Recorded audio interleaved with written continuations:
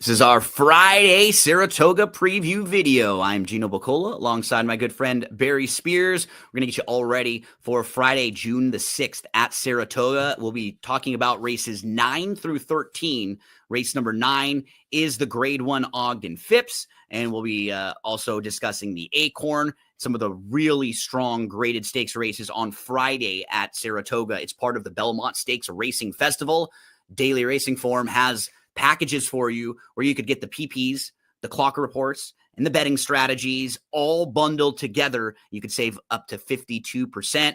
They have past performances and clocker reports for all 5 days of the Belmont Racing Festival, led by Mike Welsh and the team out there at Saratoga. Barry, buddy, you and I had a separate video that went over Thursday racing. So if anybody needs help with the Thursday late pick 4, we went over that one. And here we're going to dive into the pick 5 sequence. It's an all graded stakes pick 5, races 9 through 13.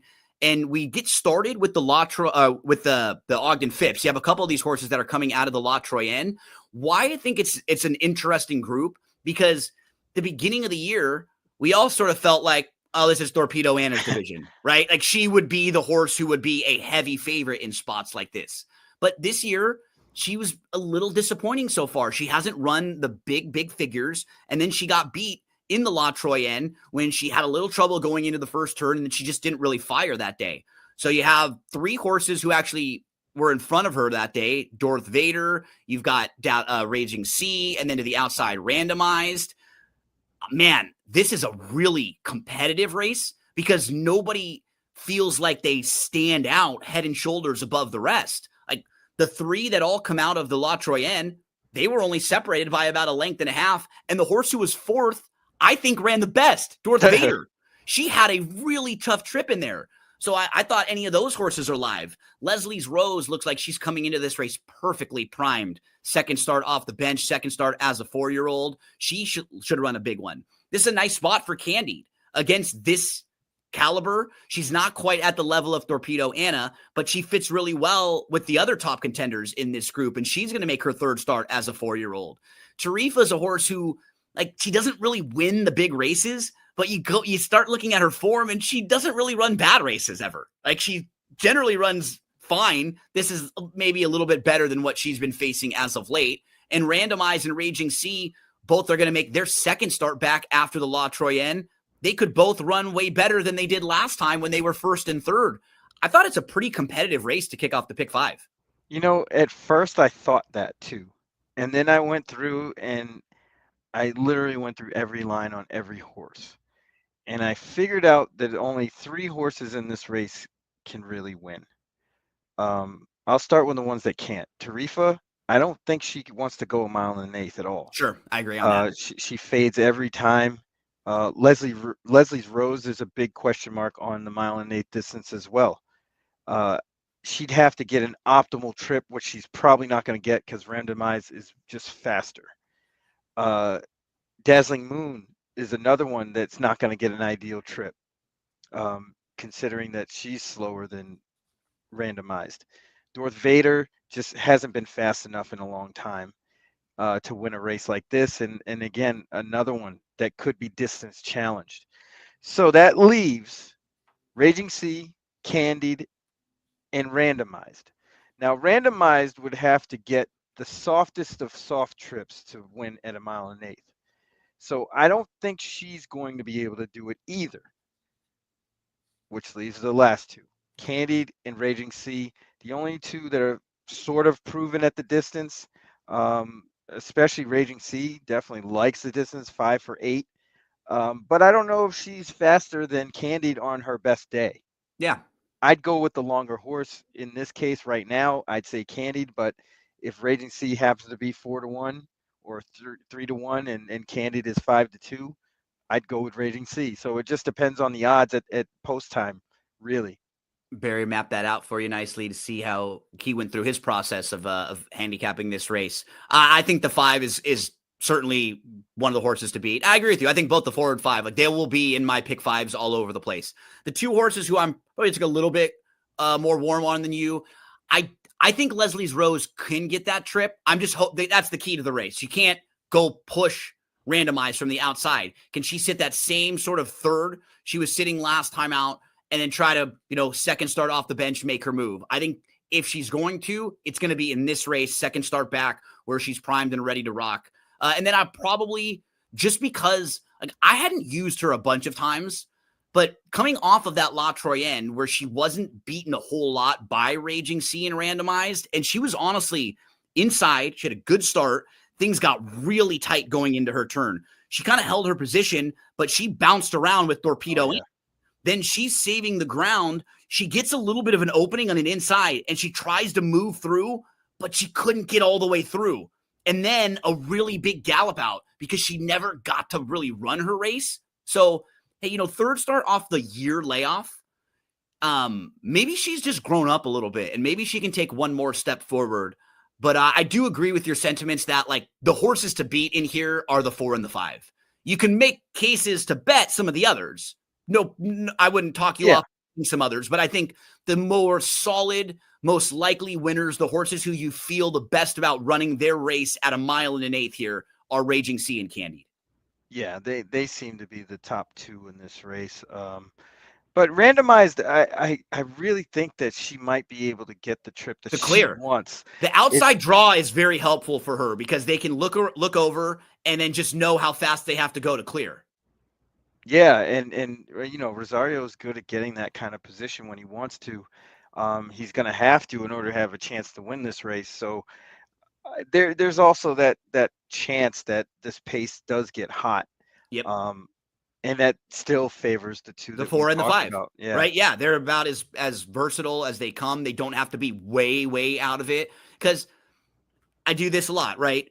Versions of this race, out of 100 runnings, this would happen how many times? This would happen how many times? There are certainly versions of the race where randomized clears the field, but there are also versions of this race where you get randomized, Leslie's Rose gets a good start coming out of the gate and wants to go, dazzling move, same sort of thing. Then all of a sudden you have those 3, maybe even a horse like Darth Vader wants to really hold that position down there, not too far out of it. So, like, you start seeing how if some of these horses get aggressive, like the most aggressive version of them, it could be very honest. So it's nice to have those kind of versatile horses like the 4 and the 5 who you feel like can adapt to the race, whichever it plays out. Yeah, I one thing about Darth Vader, and I watched a lot of her races. You liked her. You've hit her on some of her big days, for sure. She hit at, I think it was like 60 to 1. 46 to 1 in the Devona Dale. That's where you got her. Yep. That's definitely, and I just don't believe that she's a 2-turn horse. She a mile and an eighth-ish. 1-turn mile. Yeah, especially if it's like this 1 and an eighth against other really good top caliber she's tough horses. As nails, though. Like you commented, like she doesn't back down and she runs hard. I just don't think that she for whatever reason, she just doesn't handle 2 turns that well. The Grade 1 Ogden Phipps, a tricky little race to kick off the pick 5 sequence. That's going to go from races 9, I think, through 13. One of these like wagers they have all over the place, different wagers. So these are the this is like starting with the Grade 1, and this is like generally one of the most prestigious horses of races of the year for graded stakes horses. Let's move to the 10th race, Barry. We get to go 2 miles in here, something we don't do very often in the U.S. So I always want to look at the horses that are coming in when that's the case. Like Flatten the Curve, he's won at 2 miles and at 2 miles and 5/16. And he's won 4 in a row. He's going to go 3rd start of the form cycle. He, to me, is just a horse you have to start with and just a major player. Limited Liability was 3rd, was only beaten a neck in this race last year. And he can get the 2 miles. We saw him at Kentucky win a race going 2 miles in a 16th. But his last 3 races, they've been like harness races. He's gone first over in those races instead of like, he can't settle or he can't go. It's like he wasn't fast enough to get the lead early, but he didn't want to settle. So Dettori had to make early moves with him in 3 straight races, and 3 times in a row, it just sort of cost him, like not being able to settle. I wonder if now just going 2 miles, they're just going to be like, hey, we're not even going to worry about this. Let's just put him on the lead, right? Yeah, I would hope so. I mean, I try to make it a point not to bet horses that got beat by integration. Um, and I think just all the elements were there for this horse to run big. At Kentucky Downs, there was really no speed in that race at all, and this horse just tripped out. So I don't really believe that 102 number is solid. I think as far as level of effort, it's probably right in line with what she's been running lately, like 99, 98, 97-ish. But I'm not sure that it'll win. Flatten the Curve kind of seems like a standout I thought here. so too. I think this Um, horse is a real standout. This might be a horse I single in at least one of the pick five, like one version of my pick five. I'll probably single the one. it's hard to argue, especially the horse that wins at the distance, wins easily at the distance more than once, which we don't really do over here. So it's kind of slim pickings. I thought a horse like the Ginger Wizard um, might merit some consideration at a price. Now, this goes back to what I was saying about Utah Beach. Some time ago, I think it was in December or even January. I forget when it was. No, it was at Keeneland, so it was in April. Um, this horse ran in that race in the Jerkins in December 7th, and that was kind of my gauge for how I got to Utah Beach. This horse got just shellacked out of the gate and did not have a chance. You can see it in the running lines too, because this horse was 19 lengths back in a 2 mile race and ended up 2 lengths off the lead at the finish. And it wasn't quite a blanket finish, but there was a few horses there, and this one made up a lot of ground. And I think this is probably the most appropriate spot for this horse. I don't think I would ever think about betting this horse in any other race, but I think this horse might have a chance here, depending on how the whole kind of picture lays out. But usually they kind of lope along, and this horse could probably get way better position than he had, in that race in the Jerkins, and even in the previous races. I think they might, Rispoli might want to get this one involved a little bit closer earlier than what's previously been going on. I just am not that impressed with most of the U.S. horses in here. No, you can't That's be. I that's mean, really what it comes down to, right? Because like Grand Sonata's the best one, and to because me, he can't. He's not really a 2 mile horse. yeah, I think the 3, 5, and 8 are all like the top tier of the horses out here. If the one wasn't in the race, the three of them would be the top contenders. I think Yeah. they would be amongst them. But I feel like there's such this built-in like X factor of the one just being way better than these horses at 2 miles. Like Grand Sonata, I will say, he had a legitimate brutal trip last time out. He had no chance. He never got a shot to run. He got stopped. He was inside. He wanted to move again. He had just no chance. 2 starts back. That's a good effort. We see him win, graded stakes races. He's a multiple graded stakes winner. The one that I might give a little bit of a look to just going longer would be the 5. And it's only because this horse has some ability. Like he's kind of sneaky. He's the type of horse who I actually wonder if maybe going a little bit longer, like doing something slightly different, could actually help get the best out of him. He's growing up now. He's making, third or fourth start as a 5-year-old. So he's intriguing. The problem is, though, I just don't love the prices of any of like the 3, 5, or 8. They're going to all be in that next tier of prices, all probably right around 5-1. I don't know if that's like great. Like a year ago, I would have played Tawny Port probably in a spot like this, but he's not been in very good form as of late, and I don't know if he wants to go 2 miles. So I started talking myself to a lot of these horses, and you just end up on a horse like Flatten the Curve, who just seems so much more proven going long. And if there is any kind of wet weather, this horse will absolutely love it. Romp. Running on heavy and yielding turf courses. So yeah, he just seems really well spotted in this one, Flatten the Curve. Yeah, I really would have a hard time getting around him. But after him, it's kind of up for grabs. It I'm is. not really too keen on limited liability. I think this horse gets beat a lot, and kind of fades.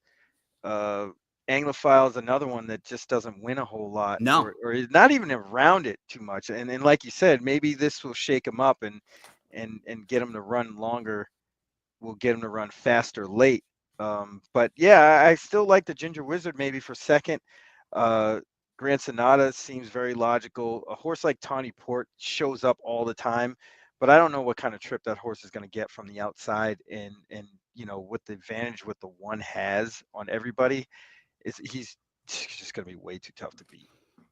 We turn the page to one of the Friday feature races, the Grade 1 Acorn for the 3-year-old fillies. And when we're talking 3-year-old fillies, we have to start with Good Cheer, 7 for 7, absolutely perfect. And she wins the Kentucky Oaks easily, like super impressive. No knocks on her whatsoever. None.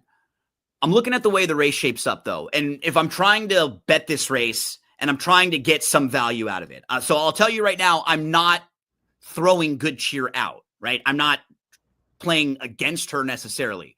But what I'm looking at is Scottish Lassie, which the inside draw, I think she's got to go. She wants to be forwardly placed. Lacara, we know that she wants to go. Her connections have said it repeatedly. She's really fast, and that's her best way of going.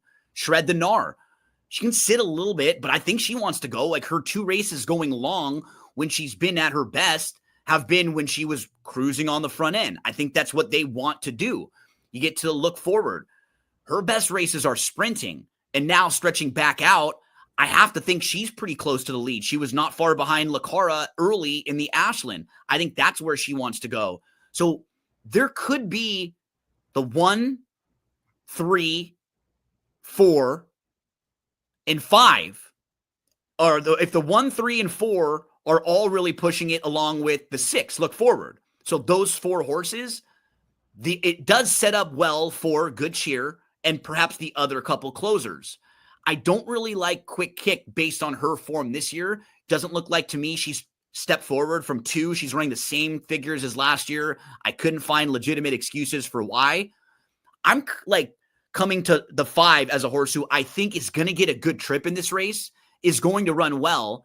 And while I look at her races behind Good Cheer, and I know that Good Cheer is probably a better horse than her, she's got way more of a proven resume. We actually do see improvement the last 2 times Bless the Broken has faced Good Cheer. You see, she was well defeated by her in that small field at Fairgrounds. Then after winning the Bourbonnette Oaks in the Kentucky Oaks, we got a career best effort from Bless the Broken running late. So I'm looking at this race going, if maybe Good Cheer gets in some traffic trouble, if she doesn't have her best effort, this could be a horse that gets a really good trip. So I'm going to use her, Barry, along with Good Cheer for sure. The way I thought the race shaped up, I think the 5's going to get a good trip and is going to run really well in here. Will it be good enough to beat Good Cheer? I don't know. We haven't seen anyone be that good yet, but I think she's moving in the right direction, could get the right trip, and she's kind of peaking right now. Yeah, no, she's definitely on my radar. I thought she would merit a good trip, just like she got basically in the Oaks. Just wasn't as quick as Good Cheer. She kind of beat her to the spot and just ran on. And Bless the Broken kind of came from far back. I think the same sort of scenario kind of pops his head up again.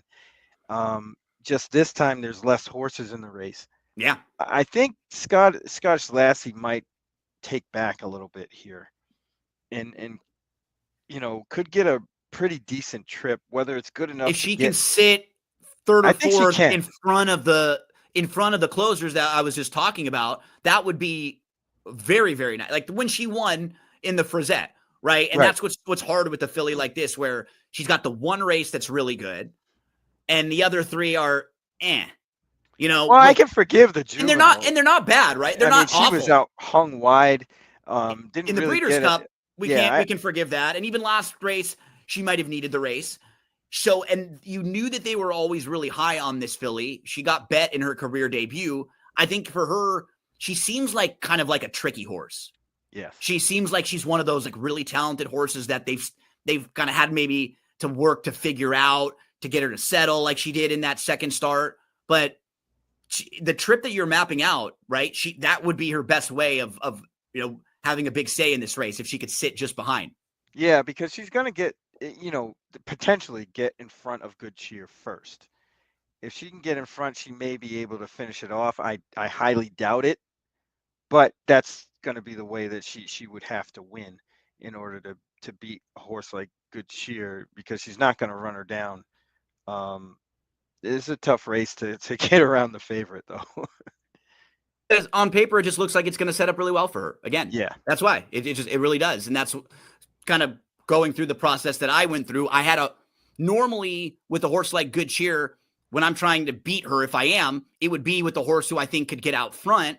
But I just think it's going to set up really well for her, especially with Lucara, Shred the Gnar right next door to each other, look forward, stretching out. So for me, a lot of Good Cheer, and I'll throw Bless the Broken in with her, thinking that they could be maybe moving together. Barry mentions the 1 as a very interesting price play, hoping she could sit a nice trip and maybe get the jump on Good Cheer, some of the deeper closers. That's the Grade 1 Acorn, $500,000 up for grabs. Race number 11 on Friday. We move to a couple more Grade 1s to finish up this Pick 5 sequence. It's the Grade 1 New York. And in here, we have She Feels Pretty, who's super, super talented filly, 4 years old. She's won 3 in a row. And when I'm looking at this race, Barry, I feel like I know most of these horses, and She Feels Pretty is better than them, except there are 2 in here that I could make a case for saying I don't know well enough yet, that maybe there's steps forward from them. One of those is a horse that you and I both liked last time out, the 2, who are the 3, give me another. Well, I just still don't know about the trip wise. That's what concerns me about her. I think she's got a ton of ability. She just doesn't seem quick enough early. And if she's going to be behind She Feels Pretty all the time, I don't know if that's going to help her trying to have to go and pass this horse. But because she's only made 2 U.S. starts and they were off of an 11-month break, she might be still a horse that can take a step forward and maybe get closer to She Feels Pretty than some of the others. The other one for me was the 6, Beleza, whose debut race in the U.S. was very good. It was in the Sheepshead Bay. She's had a nice trip on the inside. I thought she was extremely impressive visually, and that was her first start in the U.S., and she was also coming off a layoff. Like the rest of this field, I just know who they are, and She Feels Pretty is just better than those horses. But those are the 2 that I can ask some questions about. And maybe Beleza can sit in front of She Feels Pretty and get the trip I was talking about. Maybe there's one more step forward, third off the bench for Gimme Another. I had a hard time getting to anyone else because I just respect the heck out of She Feels Pretty. Like, I just think she's such a nice filly. Yeah, she's really nice. And this field isn't the greatest either. No. But I would give a second look to the 4 Miwa. This horse beat males back in November, and ran against males on a 1.8 miles on the turf and beat most of them. I wouldn't discount that in a race like this where, there's not much separating everybody behind She Feels Pretty. This is the same angle, just with a different horse that I was using. Right? Yep. And I think the comeback race at a mile, this horse wasn't supposed to win that one. And that competition in that race was really good. This horse, got off a step slow like you would see a horse coming off a layoff would. And I think the stretch out makes a lot of sense. Pletcher does well with these kind of horses in this kind of spot. Gets Dylan Davis, would probably keep the price decent. Might as well. I mean, I'm really going to try to drill this exact with She Feels Pretty and go with Miwa to kind of upset the apple cart for second. So just the kind of overall way it looks like Barry and I are playing this race, we both completely agree that She Feels Pretty is good. But if you're trying to beat her, if you're looking for some horses either to beat her or to just run competitive in here to get some value in those exotics, I think it's the horses who we haven't seen a whole lot in the U.S. It's the horses who might have ceilings that are higher than the rest of this field. The ones that I've seen run 5-6 times in the U.S., I kind of know who they are. I just don't think they're quite as good as She Feels Pretty. But some of these others, like Miwa, who Barry went to, like the 3, Gimme Another, like the 5, or like the 6, these are horses who we've only seen run once or twice in the US. Maybe they have an A game that we don't even know yet. So that's how I kind of looked at this race. They'll all have to beat She Feels Pretty, but we gave you a couple fair prices if you're trying to do that, or if you just want to use some horses underneath with the 6, with the 4 from Barry, and with the 3, Give Me Another. That's race number 12, the Grade 1 New York. As we turn the page, Barry, another Grade 1. We'll finish it up. This one is the Grade 1 Just a Game, going a mile on the turf. Now, I will say, there's a version of this sequence Saturday or Friday that gets pretty chalky, right? We were kind of talking about it where in the Ogden Phipps, like if you got either Raging Sea or Candied, in the Belmont Gold Cup, if the inside horse shipping in from Germany were to win, then in the Acorn, Good Cheer is going to be a very short price, and She Feels Pretty is. And the thing is, they all seem like the races actually set up pretty well for them, right? That's what's kind of tricky for those shortish prices. I'm not saying they're all in a row going to win, but on paper, individually, each of those races look like, well, yeah, that's probably the horse who gets the best trip, and things could go really well for. So just keep that in mind when you're really a good question is, out of that in that sequence, race which is the most 10, 11, 12, right? How many of those win? Right. I mean, I want to believe that all 3 aren't going to win. Me too. Maybe 2 of them, hopefully one gets even better trouble, if none of right? them. But it's really hard to kind of gauge. It's hard to see 3 odds-on favorites win like that in a row. It doesn't happen often, but it does happen. Yeah, and we move again to a horse, honestly, who I'm actually going to single in this race. So you and I were talking because we handicapped and we previewed the Jenny Wiley day. That was actually the day that got adjusted. Remember, I think it was like it got moved. So Schwazia, we can watch this race. I bet this horse this day. I hit the pick 4. I hit the pick 5. This was 2 months ago. This was one of my better days that I've had in the last couple months. It was a really solid day. So the 2 and the 1 are the horses we're looking at in here. We could also mention Cahill Beach and Sacred Wish were also in this race. Cahill Beach is the 7, Sacred Wish is the 8. But for the purpose of this, we're looking at the 1 and the 2. So Schwazia, the 2, is sitting in a really nice spot in 3rd. And Excellent Truth is the 1 who's just behind her down on the inside. So both of them saving ground, getting good trips. We can flash to a little farther in the race, top of the stretch. Now, here comes the 2 Schwazia waiting for a room and the 1 just behind that. So watch the 2 and the 1. They're both on the inside. 2 is going to get a dream run through here. Rail opens up. Boom. 2 busts through. 1's trying to follow, but wasn't sure. Excellent Truth. Do I go to the inside or do I go in between? You can see now 1 tries to go in between the 2 and the 7, but the 2 and the 7 come together, shut the 1 off. The 1 has to take up, re-rally, comes back, and almost beats the 2. And Barry, I will say, I don't know how they didn't call a disqualification here and put the 1 up, because when you watch the race back on the head-on, they showed it repeatedly for a while. They showed the head-on over and over, where you see these horses like coming together, but they don't make a lot of changes in Kentucky. That's just something they don't do. Like the stewards in Kentucky don't make a lot of disqualifications. I respect Schwazia. I bet her last time, Excellent Truth was going to beat her. Excellent Truth was going to beat her if she got through that spot or if she was put up via the DQ. I think second start in the U.S., I feel like this is one of the types of horses that a jockey like Flavian Pratt, who is a great jockey, who feels like maybe he made a mistake going in between and not just trying to go down to the inside. I think he's going to try very hard to course correct and win with this horse. And I just think second start back, like I've been waiting for her to run back because I feel like, thank you for helping me out last time. And maybe she'll help us out this time, but she's going to be a really short price.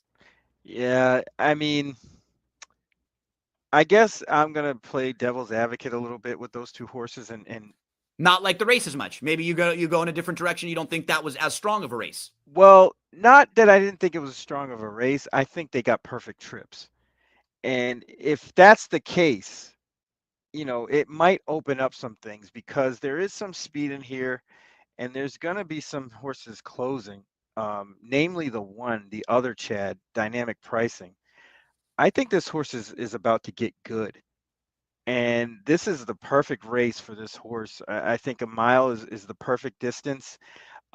Should get a great setup and probably will be off the radar because of the other horses like Excellent Truth and Schwazia. Um, so It's it's I'm so funny with Brown, right? Because you have so many horses that like a horse like this that you see and isn't like running in all the grade ones like some of his others you wonder about. But you have so many horses, they're all gonna get to their like top level in different ways, you know? And this is a type of horse who maybe wasn't quite as good in 2024. But look, I mean, was winning the sweetest or was third in the sweetest chance, winning the Edgewood. Like those are all both really nice efforts. The Belmont Oaks, that was the first start in a few months, didn't have the best of beginnings. The three following races are pretty solid. So you start going individually, even though she hasn't necessarily been at the top tier levels, she has been running good races. And if Brown puts her in here, he knows where these horses fit and stack up against each other. Yeah, I like when they come back running off the layoff, and this horse certainly did that. Looked like this horse could have ran again that day in May in the Bouguet. Um, so I just think that it might open it up for some opportunities. Trying not to be Captain Obvious with the two outside horses with the 8 and the 9. The other one that it's kind of a question mark for me would be the 7. This horse is keeping really good company and really hasn't done anything wrong. I'd be hard pressed to think that we would get 6-1 on a horse like this, but you never know, given what we've seen from Excellent Truth and Schwazia and how they're probably going to be betting this race. So if that one is 6-1, I probably would be more on board with that one than anybody else. She's a very classy filly. She was third Mhm. behind Porta Fortuna, who's a multiple Group 1 winner. This filly in her own right is a Group 3 winner. Hasn't done anything wrong in those races. The only concern would be the layoff, but Bill Mott can absolutely get him ready to rock off the layoff. If he thinks she's fit and ready to go, he puts her in here because I do think from a class standpoint, the 8 and the 9 maybe feel like the class because we know some of their form overseas as well. But like you take them out of this field, and the rest of the field isn't a group of monsters or No, they isn't all kind anyone of that look the scares same. you, right? As Yeah. far as class. So a Lilac Rolla could absolutely be in the mix with them. Really honest horse to, Cahill Beach. You know what you're going to get from her. She has speed. She's going to go out there. She's going to try to, set the pace and flash it. But I'm worried with the horse right next door to her, Do-Gooder, who is also quick and at a big long shot. That's her only way to go. So she's probably going to be making life difficult on Cahill Beach in there. And just in this big field with that one and anyone else putting a little pressure on Cahill Beach might not be the trip that she wants. But very honest, she's moving in the right direction. She'll make her second start now as a 4-year-old filly.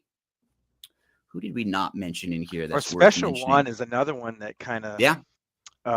piques my interest a little bit. I'm going to try to most likely try to beat those two horses, the 8 and the 9 in this race. But Special One probably is another one that would be a little bit under the radar, but is in very good form and has kept good company along the way. Um, just not as flashy of a barn as the others, but sure, this horse can run. Really good card, classy card of horses on Friday, but kind of we were hitting at. It might be a little chalky. There's going to be at least a couple of these races where the favorites win, but if you can pick the right races and put your pick 5 ticket together where you're capitalizing on the ones that get beat, that's how you're going to pay well because it's very unlikely that we get 5 straight favorites in a row, right? Well, Like we were saying. one of the things that I've concentrated on in my later years as a horse player is being able to hone my skills at finding chaos races, Yep. or what I call chaos races, or races where there's long shot potential, and it's very difficult because sometimes, or the whole lot of jockeys do different things than what you saw on paper. But if you can hone that skill, you can definitely do well, because if you can pinpoint bad favorites and chaos kind of races, that's what makes you money. Barry, you helped me out with the preview for Thursday's races. We went through the late pick 4, a couple graded stakes races. We're also going to preview Saturday, races 6 through 13. So a lot of Barry helping me out this weekend. If you're watching on the YouTube channel, thanks so much. Subscribe, drop in some comments with some of your selections. Let us know if you agree or if you disagree with some of the horses that Barry and I are using. And Barry, you've got a lot with the notorious OTB this week as well, right? Yep, we're doing a lot. We got Ken Rudolph coming on. We got Matthew DeSantis on Friday. Love it. We had Sarah El Badwi on today briefly. So yeah, we're getting all the Naira folks in there involved with us, and we always have a good time on the Notorious OTB.